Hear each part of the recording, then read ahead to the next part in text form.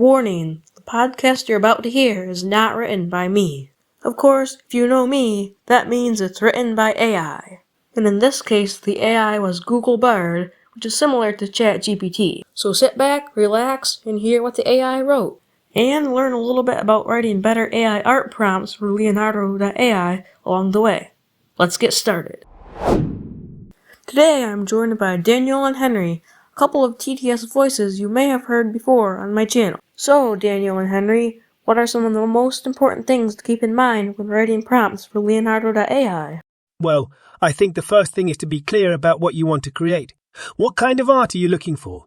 What kind of mood or feeling do you want to evoke? Once you know what you want, you can start to think about how to communicate that to LEONARDO.Ai.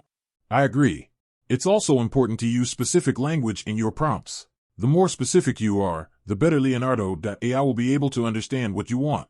For example, instead of saying the painting of a landscape, you could say a painting of a forest at sunset.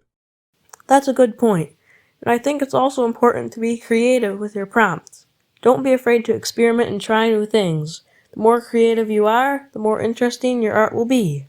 Let's dive a little deeper into some of the tips that Daniel and Henry mentioned. Sure. One thing that I like to do is to think about the mood or feeling that I want to evoke in my art. For example, if I want to create a piece of art that is calming and peaceful, I might use words like serene, tranquil, or meditative in my prompt. Exactly.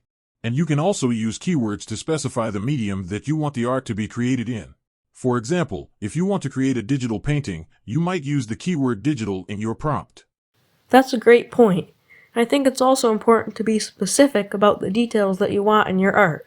For example, if you want to create a painting of a cat, you might mention the cat's breed, color, and size in your prompt.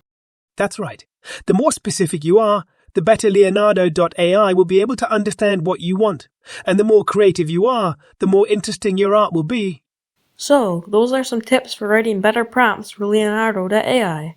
Thanks again to Daniel and Henry for joining us today. It was our pleasure. Thanks for having us.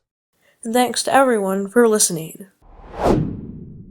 So, what do you think about the podcast it generated? I think it was pretty good.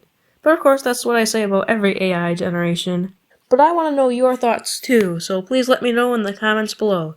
Thanks everyone, and I'll see you soon.